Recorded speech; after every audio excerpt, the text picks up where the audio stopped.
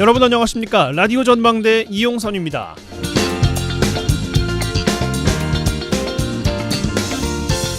네, 오늘 국무회의에서 윤석열 대통령이 한미일 정상회담의 성과와 의미를 직접 설명했습니다. 군사 안보, 금융, 경제, 첨단 기술 등 포괄적 분야에서 협력하기로 뜻을 모았다, 이렇게 이야기했는데 한마디로 한미일 협력의 새 시대가 열렸다고 평가했고요. 국민의 위험은 줄고 기회는 커질 것이다 라고 했습니다.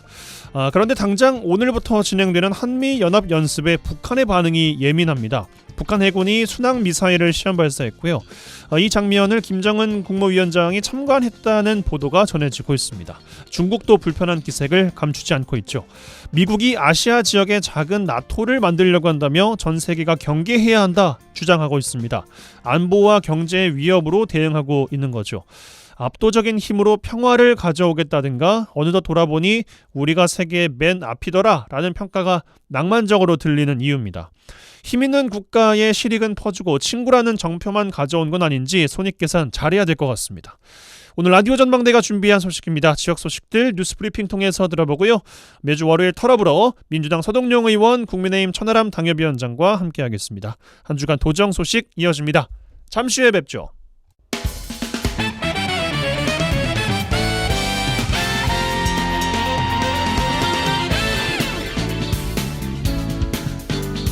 네, 8월 21일 월요일입니다. 또 새로운 한 주 시작해보죠. 자, 월요일 마무리합니다. 뉴스브리핑 GBS 뉴스의 차범준 편집장과 함께합니다. 전화 연결돼 있어요. 안녕하십니까? 네, 안녕하세요. 네, 자문 지역 소식 광양에서 시작하겠습니다. 광양시가 매각을 위해 보유하고 있는 시 소유의 매립지가 관리부실로 쓰레기 투기, 또 건설 장비 주기장으로 활용되면서 논란이 되고 있다는 소식이에요. 네, 광양시가 보유하고 있는 광양시 중마동의 이 공유 수면 매립지 부지가 무단으로 사용되면서 자치단체 공유재산 관리에 허점을 보여주고 있다는 지적이 나오고 있습니다. 보도에 따르면 광양시 중마동 하수처리장과 농산물 수출 물류센터 사이에 위치하고 있는 시유지가 과거 공유 수면을 매립한 토지인데요. 광양시가 매각을 추진하고 있는데 최근 해당 시유지의 건설 현장에서 발생한 것으로 추정되는 사토가 적치되고 있고 건설 장비의 주기장으로 전락하고 있다는 지적입니다. 광양시는 해당 부지에 매각 예정 부지라는 안내문을 부착하고 출입을 통제하고 있는 상태인데요. 시의 출입 통제 관리에도 불구하고 출입문 잠금 장치가 해제되어 있고 일부 부지가 인근 주민들의 농작물 재배지가 되고 있다고 합니다. 문제는 광양시 매립 예정 부지 현장에 버려진 건설 현장의 사토에 폐기물들이 함께 섞여 있고 갯벌도 구성되어 있는데 현장에는 적치된 지 오래된 자재들이 쌓여 있고 건설 장비의 주기장까지 활용되고 있다고 합니다. 시유지 인근 주민들은 이 버려진 사토에 폐기물이 섞여 있고 최근에 버려진 사토는 인근 건설 현장에서 터파기를 하면서 발생한 갯벌 등이 적치된 것이라고 의심하고 있습니다. 주민들은 광양시가 전혀 관리를 하지 않아 시유지가 쓰레기장이 되어가고 있는 것은 물론이고 건설 장비들로 점령이 되고 있다며 광양시의 관리 부실을 탓하고 있습니다. 예, 시유지에 누군가 폐기물을 지속적으로 버리고 건설회사의 장비가 점유하고 있는 그런 상황. 인근 주민들이 민원을 제기할 정도로 도심 가까운 곳에 시유지가 전혀 관리되지 않고 있다면 문제 있는 거 아니겠습니까? 네, 해당 시유지는 광양시가 공유 수면 매립 공사를 통해 조성된 부지로 매각이 지연되면서 오랫동안 방치되고 있는데요. 지역 일부에서는 해당 부지가 시간이 지나면서 출처를 알 수 없는 사토가 적치되고 있고 토지로서의 제 기능을 수행하기 어렵게 되어가고 있다, 이런 지적입니다. 광양시가 해당 부지를 직접 사용하든 또는 해당 부지를 매각을 하든 지금 상태라면 나중에 부지 사용을 위해서는 이 폐기물 처리 등의 별도의 비용이 발생하기 때문에 매각을 할 때 재가격을 받기 어렵고 광양시가 해당 부지를 직접 개발한다 해도 추가 비용이 들어가게 될 것으로 보입니다. 진행자님 말씀대로 도심에서 멀리 떨어진 것도 아니고 인근의 주민들의 주거지가 조성된 도심 지역의 시유지가 폐기물 투기장으로 변해가고 있고 또 건설회사의 중장비 보관 장소로 활용되고 있는데 광양시가 단속을 놓고 있는 실정입니다. 요즘 도로 곳곳에 CCTV가 많은데요. 이 마음만 먹으면 이 시유지에 사토를 벌인 사람을 찾자고 하면 금방 찾아낼 수도 있을 것 같은데 못 찾아내고 있는 광양시 실무부서의 현실 인식도 문제가 있어 보입니다. 더구나 사유지에 수천 수억 원짜리 건설 장비가 불법으로 보관되고 있는데 이 중장비 소유자를 찾아내 적절한 조치를 취하지 않고 있는 상황, 시민들 입장에서는 이 공권력이 실종된 현장으로 보일 수도 있어 보입니다. 예, 실무 부서의 현장 확인과 적절한 조치가 하루빨리 필요할 것 같습니다. 자, 순천으로 가겠습니다. 얼마 전 이 시간에 순천만 생태 체험선 선박 발주 과정에서 순천시가 계약 부실로 15억 원대 손실을 입게 됐다, 이런 소식 전해드린 바 있습니다. 순천시가 관련 업무 추진 공무원들에 대한 징계를 추진하고 있다고요? 네, 순천시가 순천만의 전기 생태 체험선을 발주하는 과정에서 부실 업체의 사업을 발주해 15억 원대의 예산을 손실하게 된 업무 관계자와 또 순천만 가든마켓 운영 업무 담당자들에게 그 책임을 묻는 중징계를 추진하고 있다고 합니다. 순천시는 2023 순천만 국제정원박람회 개장에 맞춰 선보이려던 생태 체험선의 이 발주 업무 담당 직원들이 부실 업체의 전기 선박을 발주해 시 재정에 손실을 입혔다고 판단하고 있습니다. 또한 정원박람회장 인근에 들어선 순천만 가든마켓 담당 직원들 역시 가든마켓이 개장 1년도 안 돼 5억 원의 손실을 입었고 또 신임 이사진 구성 과정에서 내분이 일어난 데에 대한 책임을 묻는 차원의 징계를 추진하고 있는 것으로 알려지고 있습니다. 예, 순천시 이번 징계 추진 논란이 되고 있는 관련 업무 추진 부서의 국장급에서 하위직까지 광범위하게 진행되고 있다고 들었어요. 네, 언론 보도에 따르면 순천시의 이번 징계 조치는 해당 업무 실무부서 직원은 물론 팀장과 과장, 국장급까지 업무라인 전체를 대상으로 추진되고 있는 것으로 알려지고 있습니다. 이 특정 업무 추진 과정에서 실무 담당자는 물론이고 해당 업무 결제 라인 전체에 대한 징계가 일괄 추진되는 상황은 이례적인 상황으로 보입니다. 이 순천만 전기 생태 체험선의 경우 담당 부서는 지난해 6월 부산의 모 선박 업체에 20톤 규모의 32인승 친환경 전기 생태 체험선 제작을 맡겼지만 해당 업체가 부도 처리되면서 15억 원의 예산 손실을 불러왔습니다. 순천시는 해당 업무 추진 과정에서 업체의 규정보다 많은 액수가 지급되었는가 하면 해당 업체의 남은 자산이 법원으로부터 부동산 가압류가 되어 있다는 사실을 순천시 실무부서에서 확인하지 않은 채 예산을 집행한 것으로 보고 있습니다. 예, 알겠습니다. 자, 여수에서 마무리하겠습니다. 여수시 화양면에 소재한 관광 레저 시설인 챌린지파크와 인근 마을 주민들이 이 지원금을 두고 갈등을 빚고 있다고 해요. 네, 루지 체험 관광 체험 시설로 운영되고 있는 여수시 화양면 챌린지 파크가 인근 마을 주민들과 주민 지원금 지급을 두고 갈등을 빚고 있습니다. 여수시 화양면 챌린지 파크 인근 화양면 소장 마을 주민들은 2년 전 챌린지 파크가 주민들에게 지원금을 지급하기로 했는데 그 약속을 이행하지 않고 있다며 회사 측에 약속 이행을 촉구하고 나서면서 갈등을 빚고 있습니다.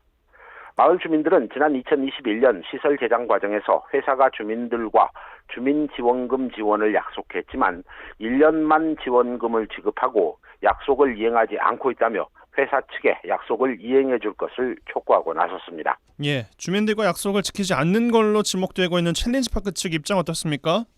마을 주민들은 주민 지원금 지급과 관련해 회사 측 대표와 약속했던 대화 녹취록을 갖고 있다며 회사 측이 약속을 지키지 않고 있다는 입장입니다.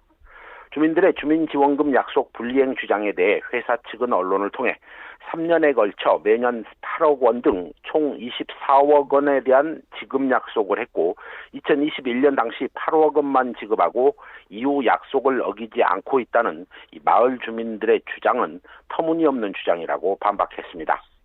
이 챌린지 파크 측은 회사 대표가 마을을 위해 당시 기부금 형태로 8억 원을 지급했고 주민들이 추가로 주민 지원금을 지원하기로 한 녹취록이 있다는 주장을 하고 있는데 해당 녹취록이 있다면 공개를 하라며 주민들의 주민 지원금 추가 지급 요구를 받아들일 수 없다며 맞서고 있습니다. 네, 알겠습니다. 자, 이렇게 정리하죠. 뉴스브리핑 GBS 뉴스의 차범준 편집장과 함께했어요. 고맙습니다. 네, 고맙습니다.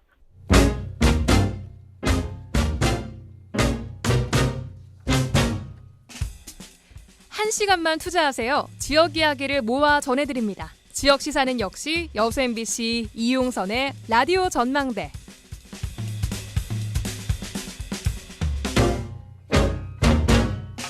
네. 자, 매주 월요일 라디오 전망대 본격 정치 시사 토크 털어불어 시작하겠습니다. 오늘도 민주당 서동룡 의원, 국민의힘 천하람 당협위원장 차례로 연결할 텐데요. 먼저 민주당 서동룡 의원 전화 연결돼 있습니다. 나와 계시죠, 의원님? 예, 반갑습니다. 서동용입니다. 예, 한 주 어떻게 보내셨습니까? 주말까지? 예. 제가 원래 국회 교육위원이었는데 이제 지난주에는 이동관 청문회 때문에 과학기술방송통신위원회로 사부임해가지고요. 예. 일주일 내내 그 청문회 준비하고 또 지난 금요일날 청문회 치르고 하면서 한 주를 바쁘게 보냈습니다. 예. 활약상을 가자마자 좀 펼치시는 것 같습니다. 하여튼 당연히 당에서 좀 불러주셔가지고요. 예, 넘어가서 열심히 했는데 어땠는지 모르겠습니다. 예. 그 이야기부터 좀 바로 해봤으면 좋겠는데 말씀 꺼내셨으니까.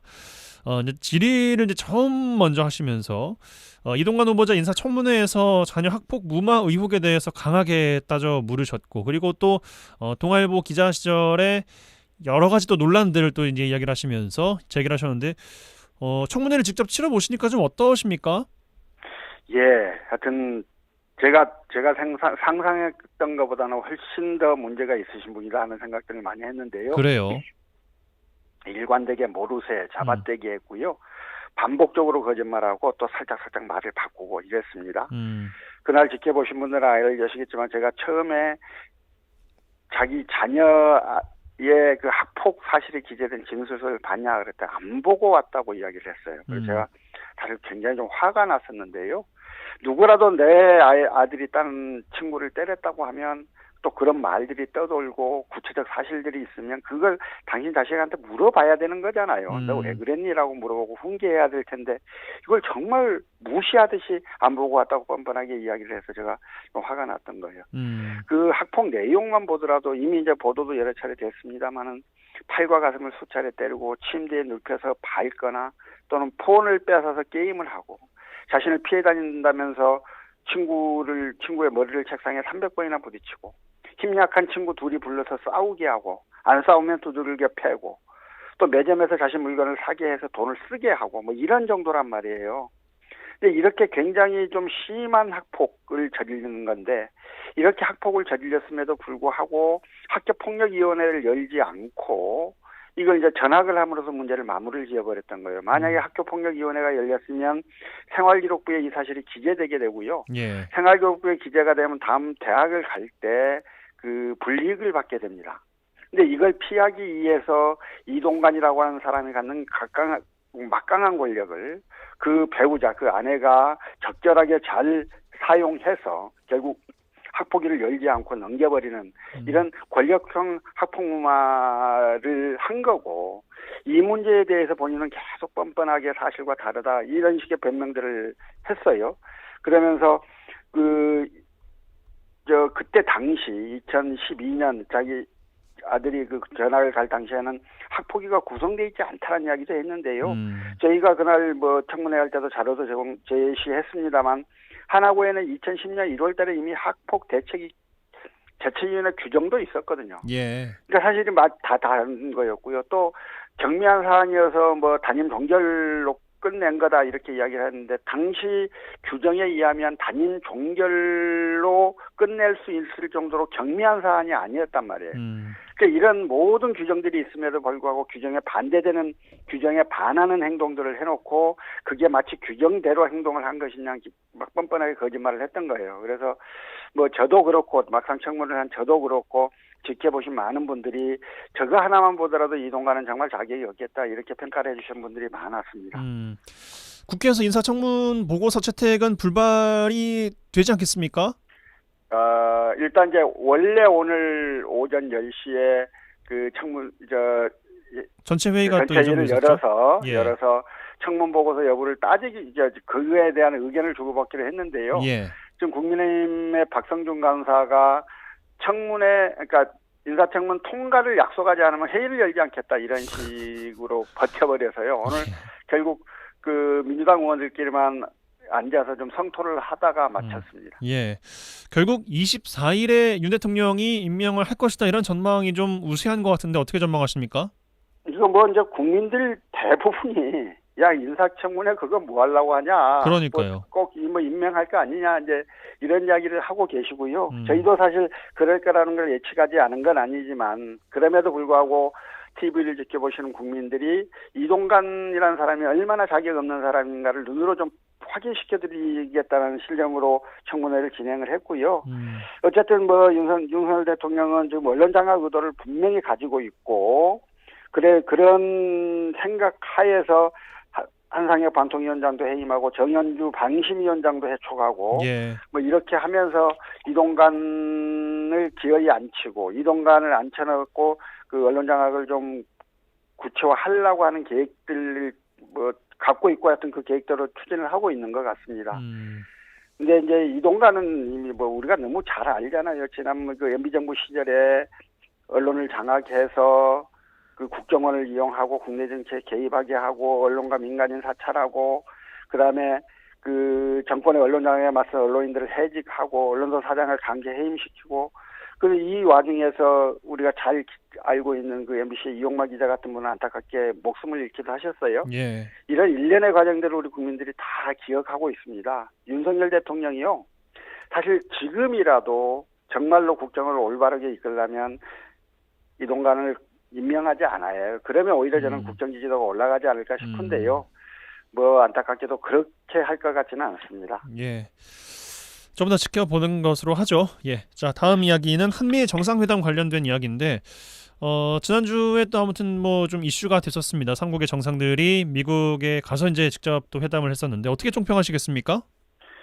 일단 이제 이번 한미일 정상회담에서 삼국 정상이 3자 협의에 대한 공약 이런 걸 채택했단 말이에요. 예. 그 내용을 좀 보면 삼국 협력을 제도화하고 안보, 경제, 첨단 기술 분야에서 협력하고 대북 공조를 강화한다 이런 내용이에요. 근데 문제는 핵심은 안보 협력 분야인 걸로 보이는데요. 한미일 공조를 강화하면서 대외적으로 동맹이라고 선언했습니다. 그리고 대북 정보 공유를 강화하겠다 이렇게 발표를 했죠.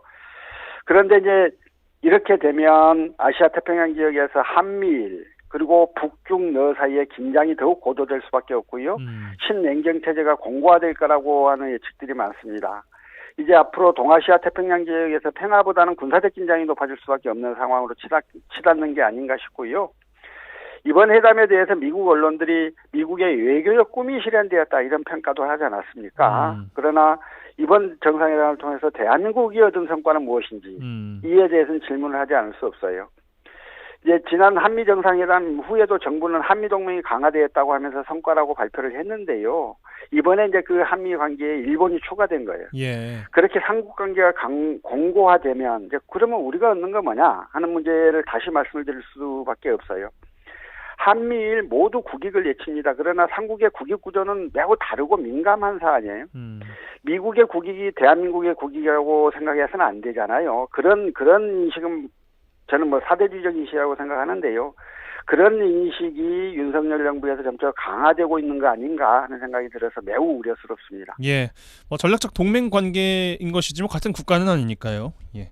그럼요. 예, 알겠습니다. 국제관계라고 하는 게요. 그렇게 그러면 안 되잖아요. 우리가 이제 인조 대왕 시절에 그 광해군과 인조 시절에 명나라와 청나라 사이의 그 외교를 받고 그 잘못된 선택에 대한 결과가 후과가 어쩐지 우리가 다 경험했던 나라 아니에요. 또 그 이야기가 나오면서 또 이슈가 일본 후쿠시마 오염수 방류 관련된 이야기거든요. 일본 보도가 나온 것이 아사히 신문에서 우리 정부가 내년 총선 전에 오염수 방류를 요청했다는 보도를 냈다가 우리 정부가 곧바로 부인하는 일이 또 있었습니다. 진실은 좀 뭐라고 좀 듣고 계십니까? 예, 이제 저도 모르죠. 저도 모르는데 만약에 일본 언론의 기사가 사실이라면 윤석열 대통령은 대한민국 대통령이 자격이 없는 건 분명해 보여요. 근데 이제 일본 언론 보도 이후 정부에서 사실이 아니라고 공식 발표를 했는데요. 예. 그럼에도 불구하고 보도를 한 일본 내실에 대해서는 항의조차도 안 하고 있어요. 야당이나 언론 등에서 본인들한테 불리한 사실을 말하면 소송하고 즉각 반박을 하던 게 정부 여당의 지금까지의 태도였는데요. 이번에는 아무런 조치도 취하지 않고 심지어 이런 보도가 나왔는지 파악조차 하지 않고 있어요. 그러다 보니까 이제 정부가 사실무근이라고 해도 국민들이 이를 믿지 못하는 거예요. 근데 이 국민들이 이를 믿지 못하는 건 지금까지 오염수 방류 등에 대한 윤석열 정부의 태도 때문일 것이고요. 이 문제를 국민의 의혹이 엄연하게 있는 이 문제를 뭐 좀 뻔뻔하게 버티다가 어물쩍 넘어가려 한다면 이건 정부 여당은 더욱 큰 역풍을 맞을 수밖에 없을 거다, 이런 말씀을 좀 드리고 싶어요. 예, 지역 이야기를 좀 넘어보겠습니다. 민주당으로 돌아오면 그 이낙연 전 대표께서 귀국 후에 첫 지역 행보로 호남을 택했습니다. 최근에는 광주와 전남 지역을 또 돌면서 보폭을 넓히고 있고 최근엔 또 순천을 또 오셨는데 이 전 대표의 지역 행보 어떻게 좀 보고 계십니까? 예, 이낙연 대표는 지난 이제 대선 이후 조금 이렇게 윤석열 정부가 들어서고 초반기를 거치고 나서 6월달에 미국으로 유학을 가셨고요. 예. 1년 기간으로. 그래서 1년 만에 딱 돌아왔고, 미국에 있는 동안 주로 외교 관계, 대북 관계 등에 대한 공부들을 주로 하셔서 그에 대한 책을 쓰겠다고 했고, 그래서 한국으로 돌아오면 그 책을 가지고 대학을 다니면서 강연을 주로 하겠다, 이렇게 이야기를 했고요. 그렇습니다. 그러니까 그 일정대로 지금 움직이고 있는 것으로 보이죠. 그래서 이제 지난번 순천을 온 건 한국지방자치학회에서의 초청으로 온 거고, 예. 또 순천을 오면서 강주를 안 들릴 수 없어서 하루 전에 강주를 들렸다고 하는 거고요. 또 그 다음 날이 이제 우리 김대중 대통령 DJ 추도식이었지 않아요? 네, 돌아가신. 그래서 그날 이제 하이도를 다녀오셨고, 이제 이런 정도의 일정일 텐데요. 어쨌든 자신이 공부했던 부분들을 중심으로 해서 지금 대학 강연을 하는 정도니까요. 물론 이제 정치인의 행위가 정치적 행보를 일으키지 않을 수는 없는 거고, 뭐 많은 사람들이 이낙연 전 대표의 행보 속에서 정치적 의미를 찾고자 하는 건 너무 당연한 것일 텐데요. 그게 조금 지나치게 현실 정치에 대한 메시지 이렇게는 좀 있지 않아도 좋을 것 같다. 조금 더 어떤 현실 정치에 대한 구체적 발언들을 만약에 할 필요가 있다면 앞으로 할 수는 있는데 어쨌든 지금은 그런 것 같지는 않다. 저는 그렇게 생각하고 있습니다. 그러니까 과대 해석을 할 필요는 없다라는 말씀이신 거잖아요. 예, 예. 근데 또 이야기가 민주당다운 것을 한국지방자치학회에서 또 들렸거든요. 그 메시지가. 이 메시지는 해석을 굳이 안 해도 되는 겁니까, 그러면? 이낙연 대표가 보기에 지금 민주당은 민주당답지 않다고 보는 것 같아요. 예. 근데 이제 그 부분에 대한 여러 가지 평가들이 가능할 거고, 잘 아시는 대로 지금 윤석열 정부의 저 무도한 정책에도 불구하고, 국정을 정말 엉망으로 운영함에도 불구하고, 대체적인 여론조사가 민주당보다는 국민의힘의 지지도가 더 높은 현상 아닙니까? 예. 이게 뭔가 국민들로부터 제대로 신뢰받지 못하고 있는 모습인 것이고, 이 부분을 좀 바로잡기 위한 민주당 내부의 노력들이 좀 치열하지 않고 뭐 이렇게 생각을 하니까 아마 이낙연 전 대표가 그렇게 말하지 않았을까 싶고요. 어쨌든 민주당은 그동안 국가의 위기나 민주주의가 흔들릴 때마다 늘 국민과 함께 움직여 왔고, 그리고 대한정당, 정책정당으로서 나아가기 위해서 많은 노력들을 해왔었지요. 근데 이제 최근에 그런 모습이 좀 보이지 않는 거라고 판단하신 것 같고요. 더 민주당답게 움직여라라고 하는 주문을 하신 게 아닌가, 그렇게 생각합니다. 예, 알겠습니다. 또 광양 지역의 대표적인 슬로건이 아이 키우기 좋은 도시를 또 표방을 했었습니다. 소아 전용 응급실은 전남에는 이제 아예 없고, 광양에는 아동 청소년과 전문 병원이 전무한 실정, 소아 응급의료 시스템 갖추는 것이 시급하다, 이런 메시지가 최근 나오더군요. 뭐 시급한 문제라고 생각합니다. 예. 아이 키우기 좋은 도시가 되려면 교육, 환경, 뭐 다양한 분야에 대한 지원들이 가능해야 할 텐데, 특히 그중에 의료는 고려 대상이 아니고 필수 요소 아니겠어요? 예. 지금 전국적으로 소아과 의사가 부족해서 응급실 뺑뺑이 사망사고가 발생하고 소아과 오픈런 같은 현상들이 일어나고 있는데요. 네. 어쨌든 우리 지역의 경우도, 특히 광양시의 경우도 그런 문제들이 더 심각해서 그간 수차례 이제 산부인과 공공산후조리원이라 소아 전용 응급실 확보 이런 요구들이 있었지만 잘 추진이 안 되고 있고, 그래서 이제 이에 대한 지역의 의료체제 구축에 대한 근본적인 점검, 대책 마련 이런 것들이 필요한 단계라고 생각해요. 그래서 지금 다른 지역들도 소아 응급의료 체계를 갖추기 위해서 공공병원 설립과 같은 그런 노력들을 하고 있는데, 광양의 경우에도 특히 도시의 특성에 맞게 그 부분에 대한 구체적인 점검 그리고 구체적 대책의 마련들이 꼭 필요한 단계다라고 생각합니다. 예. 광양시 지금 출생률이 2022년 기준에서 1.06이에요. 이를 넘고 있지만 광양시도 계속 하락 단계거든요. 그래서 아이 키우기 좋은 도시를 표방하고 있는 광양이 다른 지자체보다 조금 더 선제적으로 연구도 하고 대책을 좀 마련하는 이런 모습을 보여줘야 되는 게 아닌가 하는 생각이 듭니다. 네, 알겠습니다. 이번 주 인터뷰는 이 정도로 마무리하고 조만간 저희가 또 월간 털어보러로 함께 또 모시는 걸로 하겠습니다. 고맙습니다. 예, 고맙습니다. 네, 지금까지 더불어민주당 서동용 의원과 말씀 나눴습니다.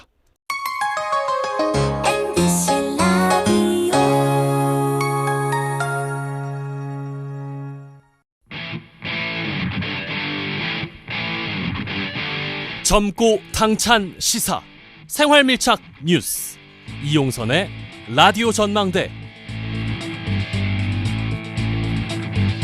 네, 라디오 전망대 정치 시사 토크 털어보러 이어갑니다. 이번에는 국민의힘 순천 광양 곡성 구례갑 천하람 당협위원장 전화 연결돼 있습니다.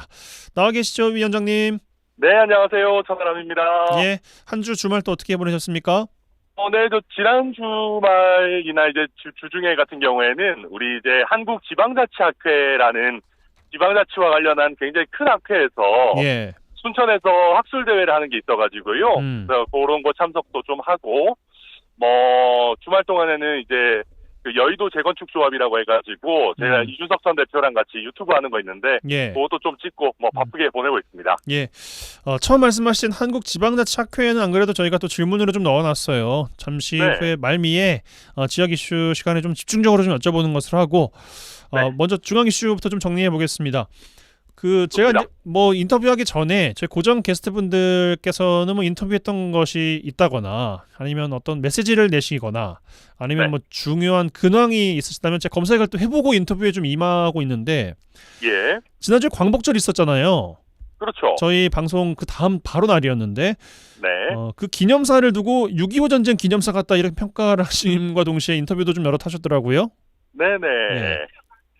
그러니까 이게 이제 제가 어떤 비유를 들었냐면은 예.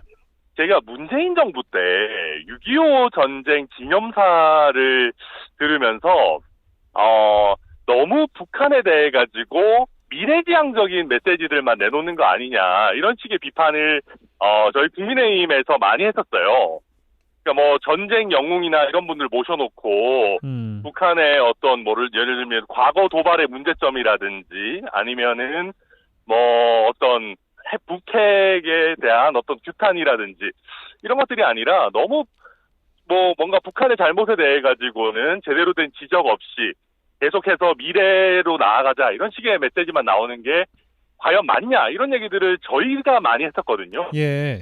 근데 제가 사실은 이번에 광복절 경축사를 들으면서는 이게 약간 반대 입장에서 일본에 대해 가지고 우리가 너무 미래지향적인 이야기를 하는 것이 또 사실 일본의 과거에 대해 가지고 또 현재 반성하지 않는 점에 대해 가지고 분명히 지적하고 규탄해야 될 점이 있는데 이게 이제 또 어떤 의미에서는 관점을 다르게 해서 보면은 이게 좀 납득하기 어려운 점들이 있지 않겠느냐. 그리고 광복절 기념사인데 너무 이렇게 무슨 자유민주주의 세력 때 어떤 공산 전체주의 세력이라든지 예. 뭔가 이 6.25 전쟁과 관련해서 이념 대립 이런 부분에 뭔가 좀 더 어울리는 그런 메시지가 꼭 광복절에 나왔어야만 했느냐 그런 점을 지적하면서 약간 중의적인 의미로 제가 느끼기에는 문재인 정부에서 어떤 6.25 기념사를 했을 때 그 느낌과 그다음에 어떤 너무 좀 좀 이념적인 대립 그리고 또 과거의 어떤 우리 현대사의 어떤 비극 이런 거를 강조한다는 면에서 이게 좀 너무 6.25 전쟁 기념사 같은 느낌이다. 이런 식으로 제가 말씀을 좀 드렸습니다. 그러게요. 저도 그 보면서 약간의 좀 갸우뚱하면서 그 무렵에 또 기시다 총리는 야스쿠니 신사에 공물을 또 보냈었던 그런 또 이야기가 또 있었는데 그리고 사실 이 부분도 조금 말씀드리면은 이게 기시다 총리가 야스쿠니 신사 갈 거라는 거는 외교가에서는 대부분 알고 있었거든요. 예. 그러니까 왜냐하면 기시다 총리가 요새 솔직히 인기가 되게 없어요, 일본에서. 그렇죠. 그럼 보통 이제 일본의 정치인들이 인기가 떨어지면은 보통 이제 약간 우익 기반이라도 다시 다지자 해가지고 야스쿠니 같은 데 가고 막 이러는 거거든요. 기본이라도 다지자. 그렇죠. 그러니까 이게 약간 비슷해요. 이게 약간 콘크리트 잡자 이런 거 하는 겁니다. 거기 쪽에서도. 그래가지고 사실 이번에 갈 게 예상이 됐거든요. 그렇다고 한다면은 물론 캠프 데이빗에서 며칠 있다가 만날 사이이기는 하지만은 그래도 그런 어떤 야스쿠니 이런 거에 대해서 견제구를 좀 더 던졌어야 되는 거 아닌가. 아니 거의 없었잖아요. 있습니다. 거의 없었어요. 네, 그렇죠. 그게 이제 아마도 진짜로 캠프 데이빗에서 만나가지고 협력적인 관계를 강조하는 어떤 뭐랄까 그 직전이었기 때문에 그런 거를 염두에 둬가지고 일본과에 있어서도 굉장히 어떤 미래지향적인 관계만 담았을 텐데 근데 그렇게 한다고 해가지고 사실 우리 국민들의 어떤 인식이라든지 어떤 방향성이라든지 이렇게 한 번에 확 바뀌지 않거든요. 예. 그래서 국민들과 함께 이게 차근차근 나아가지 않으면은 관계 개선이라는 것이 결국은 또 조금만 또 뭐가 나오고 하면은 물거품이 될 수 있어서 저는 조금 더 차근차근 가는 게 맞지 않나 뭐 그런 생각입니다. 예. 아무튼 뭐 별다른 메시지 없이 맞이한 한미일 정상회담 결국에는 뭘 받아왔는가 우리나라는 뭐 백악관에서는 뭐 굉장히 뭐 좀 긍정적인 메시지도 많이 나오고 하던데 어떻게 보셨어요? 지금 이번 캠프 데이빗 한미일 정상회담은요. 예. 외교적으로만 보면 국민들께서 좀 납득하기 어려우실 수 있는데 캠프 데이빗은 보통 캠프 데이빗에 가는 것 자체가 제일 큰 성과입니다. 그렇다라고 하더라고요. 예, 이게 이제 우리 입장에서는 그게 뭔 일인가 싶지만은 사실은 미국이 캠프 데이빗에서 외교적인 어떤 정상회담이라든지 중요한 협정이라든지 이런 거 하는 거는 그냥 최고도의 중요성이 있다라는 걸 보여주기 위한 하나의 상징적 장소거든요. 네. 그런 면에서 지금 미국 입장에서도 사실 뭐 러시아가 굉장히 몰락하고 있는 지금의 상황에서는 중국이 미국 입장에서 가장 큰 경쟁자이고 예. 이 경쟁자와 어떻게 보면은 이제 패권 전쟁을 하는 와중에 한국과 일본의 역할이라는 것이 굉장히 중요하다. 그리고 지금 현재 한미일 협력 관계라는 것이 굉장히 단단하게 잘 가고 있다. 이런 거를 보여주기 위해서 캠프 데이빗에서 이렇게 세 분이 모이는 이런 어떤 정상회담을 한 거라 가지고 결국 거기서 이제 뭐 안보 경제 관련 협력이 강화됐다 이런 것들이 쭉 나오는데 뭐 그 자체가 사실은 뭐 하나의 어떻게 보면은 중요한 상징적인 장면이기는 하다 외교적으로 그렇게 말씀드리겠습니다. 예. 그러면 또 질문드리고 싶은 것이 아니 한미일 정상회담을 한다는 것은 뭐 미국에게도 그렇고 일본에게도 그렇고 우리나라에게도 어떤 면에서는 득이 되니까 이런 퍼포먼스가 나오는 걸 텐데 그렇죠. 왜 우리는 이런 행사를 앞두고 혹은 행사 때문인지 왜 눈치를 보고 해야 될 말도 못하는 것이고 왜 다른 나라들은 할 거 다 하고 있느냐 이제 이런 이야기 드릴 수 있지 않겠어요? 뭐 사실은 아직까지는 우리 국익이 많이 올라왔지만은 미국이 아무래도 주도적인 역할을 하는 건 사실입니다. 예. 그렇기도 한 상황에서 이게 좀 재미있는 것이 현재는 그 경제계나 아니면 산업통상자원부, 외교부 이런 쪽에서도 좀 미국에게 물밑에서 디테일한 요구들을 좀 하고 있다고는 해요. 저도 전에 들으면은 예.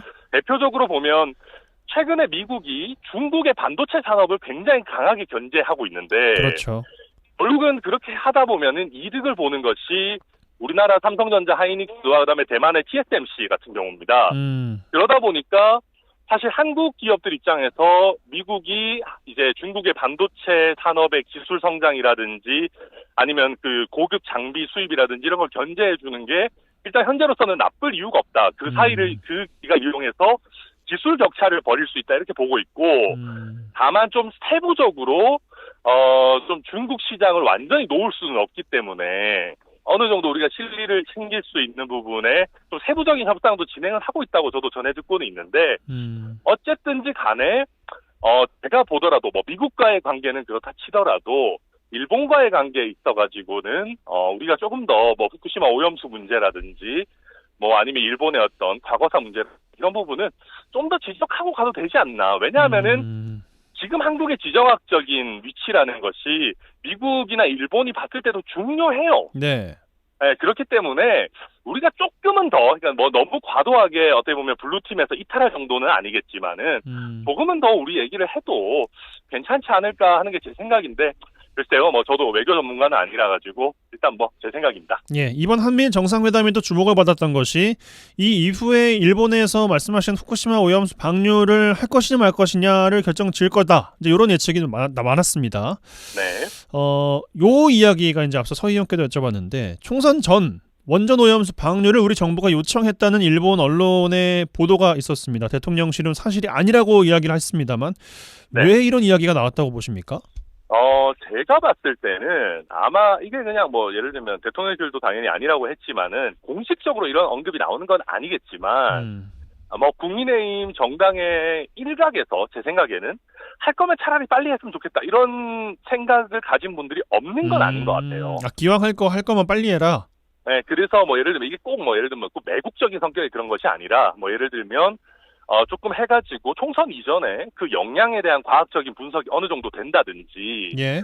그 위험도가 우리가 뭐 걱정했던 정도에는 미치지 않는다든지 이런 게 좀 나와주는 게 좋겠다 정치적으로 그렇게 생각하는 분들이 분명히 일부 있을 겁니다. 뭐 사석에서 그런 얘기들을 한다고 얘기를 저도 들은 바도 있고요. 근데 그거는 이제 어떻게 보면 약간 뭐 공식적인 의견이라기보다는 그냥 사적인 어떤 그런 잡담 정도의 수준이라고 저는 생각하고 있고 지금 일본의 어떤 그 방류 일정과 관련해가지고 우리나라 입장에서는 우리나라와의 관계가 되게 중요하다고 생각하지만 네. 사실 일본 내국의 어떤 그 언론 동향이나 이런 걸 보면 한국과의 문제보다도 사실은 자국 어민들에 대한 설득이라든지 그렇죠. 그 본인들의 풍문 피해라고 하죠. 그러니까 이제 소문으로 인한 피해를 어떻게 보상할 것인가 이런 것들이 지금 기시다의 낮은 그 지지율과 더불어 가지고 배경이 되겠죠. 그렇죠. 국내 설득이라 이 사실은 더 훨씬 그 일본에서는 더 중점이 되고 있고 아마 국내 정치 일정이라든지 지지율의 등락이라든지 이런 거에 따라서 결정할 거고 우리나라의 어떤 또 외교적인 요청이라든 거는 사실은 지금 여유가 없는 기시다 입장에서는 좀 간접적인 고려 요소가 될 거다. 그렇게 보여집니다. 예, 알겠습니다. 이 정도로 해보고 지역 이야기도 좀 해보겠습니다. 네. 한국지방자치학회 지난주에 이제 다녀오셨는데 가서 뭘 좀 겪고 느끼고 보고 배우셨습니까? 우선 그 한국지방자치학회가 지방자치와 관련해서 굉장히 큰 학회인데요. 예. 여기서 이제 우리가 순천을 이번에 학예학술대회 장소로 정하면서 순천시 특별 세션 같은 것들을 아예 세게 했습니다. 그래서 저도 정원박람회 성공과 관련해가지고 오후 세션 전부를 다 듣기도 하고 그랬는데요. 물론 순천이 협찬도 조금 했기 때문에 약간 순천 용비 어천가 같은 것도 좀 있었습니다만은 제가 굉장히 재미있게 들었던 부분은 그 전북의 새만금 잼버리와 관련해가지고 네. 우리 순천에 있는 공무원들이 되게 좀 뭐랄까 전북에서 들으시면 좀 서운할지 모르겠지만 순천에서 했으면 성공시킬 수 있었을 거다라고 하는 자신감을 굉장히 많이 비쳤었어요. 그래서 그런 게 제가 순천 시민이라서 그런지 모르겠지만 나름대로 굉장히 좀 보기는 좋았고요. 그 정도로 철저하게 자신감이 있다는 거니까 성공했다 이런 거니까 굉장히 저는 괜찮았고 그 다음에 이제 다른 지역에서 주로 서울이죠. 서울에서 온 학자분들도 순천 정어박람회 성공이라든지 배경에 대해 가지고 분석도 하시고 했는데 재미있었고 그 외에는 이제 지금 이낙연 전 대표 같은 경우도 오셨었는데 예. 그런 부분들이 정치적으로는 꽤 화제가 되지 않았나. 그래도 저보고도 제가 이제 이낙연 대표님이 그 강연하려고 오시는데 제가 중간에 다른 일이 있어서 좀 나가고 있었거든요. 그래서 좀 마주쳤어요, 이렇게.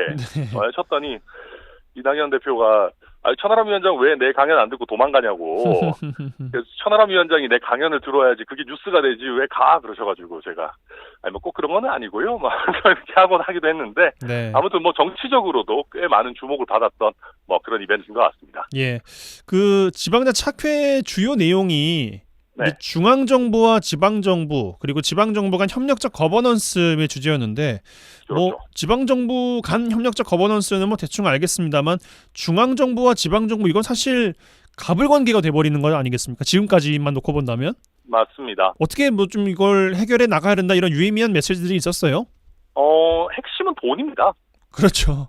네. 그러니까 사실 지방자치학회 이번 학술 대회에서도 그렇고 지방자치 제도가 본격 개시된 27년 전부터 지금까지 계속적으로 지방에 있어가지고 재정적인 자율권을 좀 더 넘겨줘야 된다. 그게 아니면은 우리가 결국 중앙정부에 대해 가지고 계속 돈 달라고 읍소하러 다니는 그런 신세가 되고 각 지방자치단체가 특색을 보여주기보다는 중앙정부에서 예산을 따기 좋은, 뭐 어떻게 보면 굉장히 천편일률적인 그런 프로그램들만 결국 따라가게 되기 때문에 예.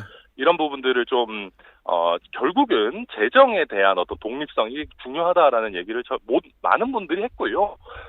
그래서 참석한 이정현 우리 지방시대 부위원장께서도 당연히 그런 쪽으로 가야 된다고 하셨는데, 다만 이제 제가 걱정됐던 부분은 최근에 이제 그 잼버리와 관련된 뭐 어떤 그 국제행사 실패 논란 이런 것 때문에 지방자치단체에 대한 우리 국민들의 신뢰도가 오히려 낮아지고 있어가지고 이걸 가지고 국민들을 설득할 수 있겠는가, 사실은 좀 걱정이 되기는 뭐 하는 그런 상황입니다. 예. 알겠습니다. 이번 주 인터뷰는 이 정도로 마무리하고 또 이번 주 안에 월간 털어보러로 다시 만나는 걸로 하죠. 고맙습니다. 네, 감사합니다.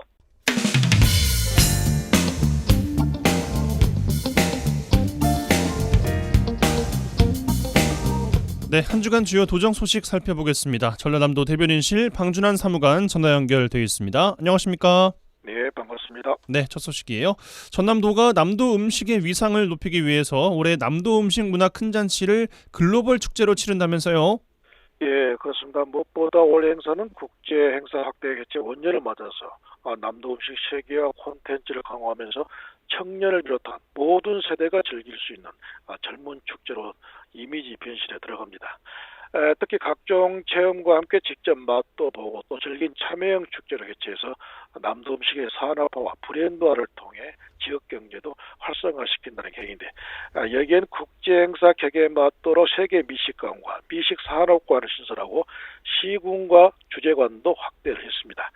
주재관과 시군관에서는 남도 음식의 특징을 보여줄 남도 전통 음식과 또 시군 대표 음식을 전시하면서 종가 음식과 섬 음식도 여기서 선을 보입니다.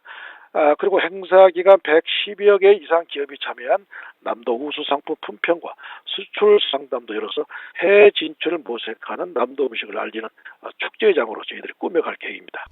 네, 또 중국 정부가 한국행 단체 관광 허용에 따라서 전남도와 전남관광재단이 요커 유치를 위한 관광 세일즈에 나서고 있어요. 예, 그렇죠. 이제 또 중국인 단체 여행객 맞이에 저희들이 바빠졌습니다. 한국행 단체 비자 발급이 중단된 지 꼬박 6년 5개월 만인데요.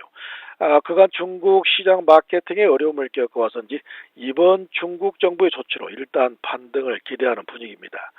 지난 2016년 기준의 전남을 찾은 전체 외국인 관광객 3만 1천여 명 중에 80%를 차지할 정도로 중국 관광객 비중이 큰 만큼 이들의 유치에 사활을 걸만하죠. 전남관광재단에서 중국 현지 업계와의 긴밀한 협력을 기반으로 도내 역사와 또 문화체험에 대한 홍보를 추진할 계획인데, 당장 9월부터 텐진하고 시안을 방문해서 웰니스, 의료 등 고부가 관광 상품과 또 맞춤형 상품을 개발해서 전남 단체 관광객 수요를 조기에 확보한다, 이런 계획을 세워서 본격 유커 맞이에 이제 바빠졌습니다. 네, 또 전남도가 국토교통부가 주관한 지역개발 공모 사업에 두 곳이 선정돼서 국비 125억 원을 확보했어요. 예, 올해 국토부 지역개발 공모사업은 지역의 민간 투자를 촉진하기 위한 투자 선도지구와 또 지역 수요 맞춤 지원사업, 이 두 가지 유형으로 나눠서 선정을 했는데, 이번 공모서 영광군의 이모빌리티 클러스터 기반 시설 조성 사업은 투자 선도지구 공모에 선정이 돼서 국비 100억 원을 확보를 했습니다. 또 이 사업은 총 685억을 투입해 2026년까지 24만 제곱미터 규모로 조성해서 영광 대마전기산단과 연계한 이모빌리티 산업 메카로 발판을 구축하게 되고요. 또 지역 수요 맞춤 지원 사업으로 선정이 돼서 국비 25억을 확보한 구례군 워킹 촌스테이 구례는 2025년까지 65억을 투입해 공유하우스 한 동을 조성을 합니다. 이 숙소는 무료로 숙소를 제공한 대신 자원봉사와 농가독에 참여한 일과 여행을 병행한 신주거 기반 사업으로 향후 각광을 받을 것으로 보입니다. 네, 또 최근 전복 가격 하락으로 어려운 양식 어가를 돕기 위해서 해외 판촉 사업을 적극 지원한다고요? 예, 전남은 지금 전국 전복 생산량 22,000톤의 99.4%를 생산하는 주산지죠. 지난해 전남에선 전체 생산량의 약 10%인 2,135톤을 일본하고 미국 등에 수출해서 전복이 수출 효자 품목으로 자리를 잡아가고 있습니다. 그렇지만 최근 이 전복의 내수 가격 하락 시점을 계기로 특정 국가에 편중된 수출 판로를 이제 동남아시아하고 유럽 시장으로 확대하기 위해 해외 9개국 26개소에 운영 중인 전남 상설 판매장하고 현지 수입 기업을 대상으로 맞춤형 판촉 행사에 들어갑니다. 이번에 도가 지원할 가공식품을 수출하는 전남도 해외 상설 판매장 운영사나 또 전복 수출 또는 수입 기업인데 9월 말까지 수출 금액의 10%, 수입 기업당 최대 3천만 원의 판촉 행사비를 지원합니다. 전남도는 이번 지원 사업이 해외 상설 판매장의 활성화와 또 한국산 전복의 해외 인지도를 통해 수출 확대에 기여할 것으로 보입니다. 네, 또 전남도가 지난해부터 추진한 지역 자원과 연계한 청년 창업 지원 사업 인구 유입에도 한몫을 하고 있다고요? 예, 그렇습니다. 이 사업은 전남도 민선 8기 공약 사업 중에 하나죠. 타시도와 도내 청년들이 지역 자원과 특산물을 이용해서 인구 감소 지역에서 창업할 수 있도록 최대 7천만 원까지 지원한 사업이 되겠습니다. 지난해 286팀의 신청자 중 1차로 100팀을 선정해서 사업화 가능성이 높은 56팀을 가려내 최대 2천만 원까지 지원했고요. 또 올 연말에는 성공 가능성이 높은 25개 팀을 최종 선정해 최대 5천만 원까지 3차 사업 고도화 자금을 추가로 지원합니다. 문제는 56팀 중 타 지역 청년 30팀을 포함해 47팀이 지금 해당 지역으로 전입까지 마친 상태에서 인구 유입에도 한몫했다, 이런 평가를 받았습니다. 앞으로 더 적극적인 지원으로 사업 브랜드를 개발해서 전남의 청년 창업 문화 육성을 위한 발판을 마련하는 데 주력하기로 했습니다. 네, 또 전남 산림자원연구소가 황칠 쌀국수와 동백나무 추출물 관련 특허 기술을 민간 기업에 이전해서 산업화에 나선다는 소식도 있어요. 예, 그렇죠. 주식회사 다원과 주식회사 진설초에 이 두 농업회사 법인에게 황칠하고 동백나무 관련 특허 기술을 이전에 따른 계약을 맺었습니다. 다원에는 황칠 성분이 첨가된 쌀국수 제조 방법을, 그리고 진설초에는 동백나무 추출물을 유효 성분으로 포함한 항진균형 조성물에 대한 기술을 이전을 했습니다. 황칠 성분이 첨가된 쌀국수 제조 방법은 황칠나무 잎을 활용한 것인데 잎의 해독과 또 혈액순환 개선 성분이 함유돼 만병 통치약으로 주목받는 난데 특용 수증이죠. 그리고 동백나무 하면 폴리페놀 등 유기화합물 함량이 높아서 항균이나 황산화 효과도 후수해 특히 화장품하고 식품 소재로 각광을 받고 있습니다. 기술 이전을 받은 이 두 기관은 앞으로 해외 수출 판로 개척을 통한 전남의 산림 소재 홍보도 하고요. 또 일자리 창출로 지역 경제 활성화에 한몫할 것으로 기대하고 있습니다. 네, 전라남도 대변인실 방준환 사무관과 함께했어요. 고맙습니다. 고맙습니다.